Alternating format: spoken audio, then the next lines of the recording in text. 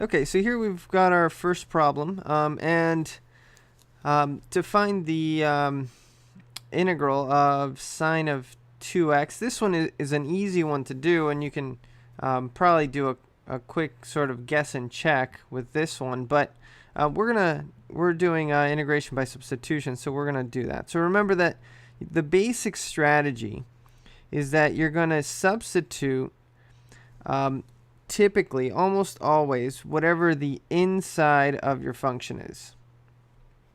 So here, for example, I'm going to let u be equal to 2x. Now, it might not be 100% clear right now why I chose 2x, but with practice it does. So then once you have that, you find what du is. And so this is basically the derivative of u.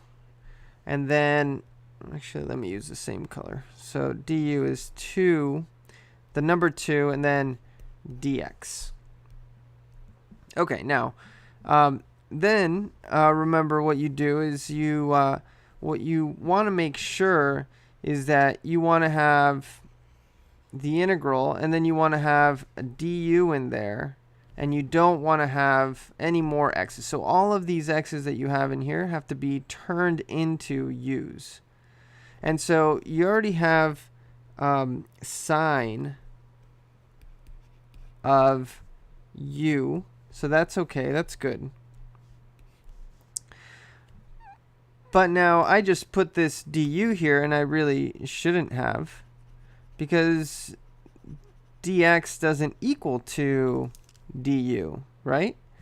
Du is equal to 2 dx. And so what that means is that you look at this and you go, okay, so this is u. I need a 2 dx so that I can turn it into du. So what you do is you put down whatever number it is that you need, and hopefully it's just a number. If you just need a constant, for example, I just need that 2 there, you can multiply by 2 as long as you then on the outside divide by the same number. So if I multiply by 2 and then divide by 2 on the outside, that isn't changing the problem. And so the reason why I did that is because then this is equal to du.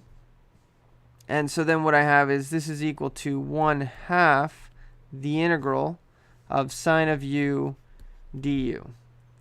So basically you're looking to get du in here and get rid of all of the x's.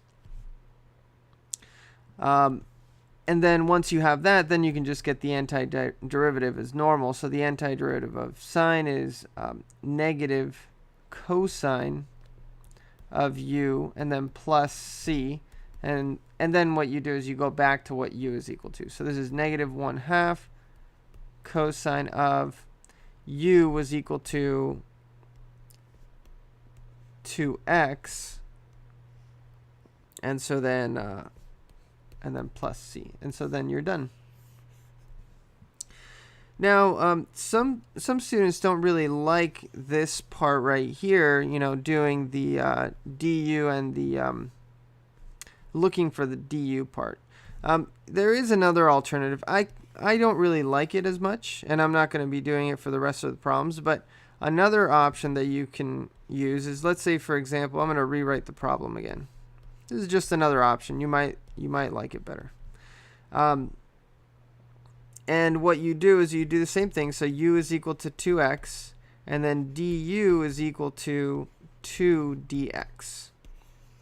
And so then what you do is you solve for dx. And so you say, okay, well, dx is equal to du over 2. And so then you can switch this one for du over 2 instead. And then this one, of course, would equal to u. And so then the integral would equal to sine, the integral of sine of u. And then this would be du over 2. And so notice this is the same. You can take the 2 outside, and that would be exactly the same as this one. So it's really up to you. Okay. Now, let's do another one. Let's say we have the integral of t cosine of t squared dt. Now this is a classic integration by substitution.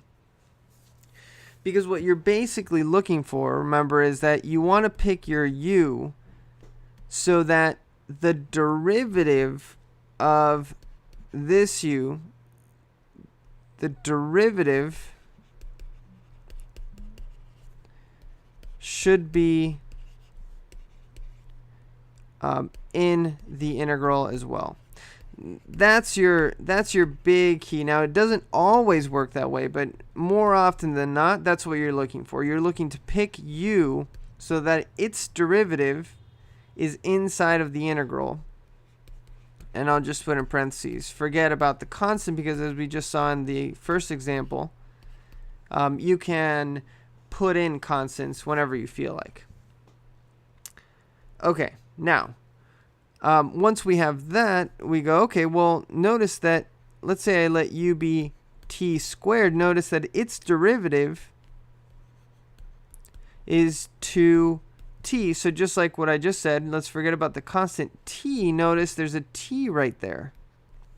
And so don't forget the dt. And so basically what you do is you go, okay, well, this is u, right?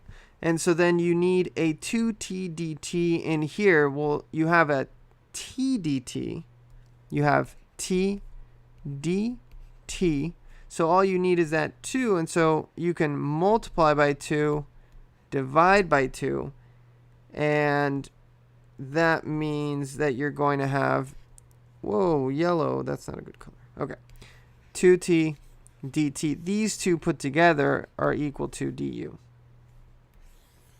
And so then this is equal to 1/2 the integral of cosine of u and then du.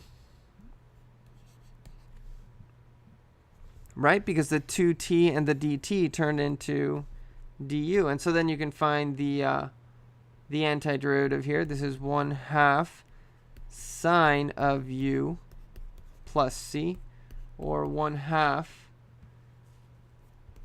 sine of t squared plus c. And that's it. Okay. Okay, so this is another one where it's not necessary to do integration by substitution, but it's good to go through the motion. So notice there's nothing else going on besides sine of this inside right here. So, but notice that if you let this be u, the derivative of that is just the number -1 dt. And so whenever du is just a number, then you have no problems getting du inside of your integral, because this, all I need is to multiply by -1 on the dt, and then I can just multiply on the outside by -1. And so this is going to be du. And so this is just equal to the integral minus the integral of sine of u du. So this is equal to cosine of u plus c, right? Because the antiderivative of sine is negative cosine, and I have this negative sign right there. And this is just equal to cosine of 3 minus t plus c. But you probably could have done that one by guessing and checking. Okay, so now things are starting to get interesting, because here, you have two choices. Do you pick u to be sine of theta? Do you pick it to be sine cubed? Do you pick it to be cosine? And so, a lot of times what it is until you get very proficient at this, you try something, and then if it doesn't work, you try something else. But if you keep the two basic strategies in mind, the first one being that whatever you pick u to be, its derivative should also be inside, and that u is typically the inside part of a function, then you can pick the right one. So notice how picking cosine, for example, would be the wrong choice, because the derivative of cosine is negative sine.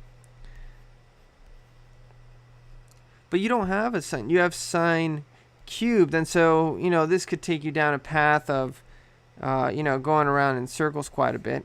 And so notice that it makes a little bit more sense if you pick u to be simply sine.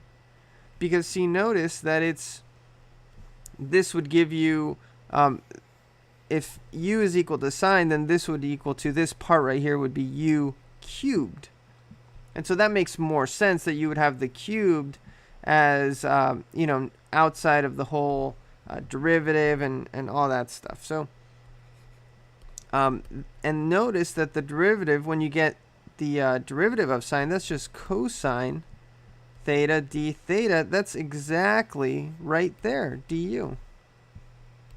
So, it looked crazy difficult, but in reality it wasn't, because now all I have is the integral of u to the third du. And to find the antiderivative of this one's easy. I just use the power rule now. U to the fourth over 4 plus c, which is then equal to u is equal to sine, and then to the fourth over 4 plus c. And that's it.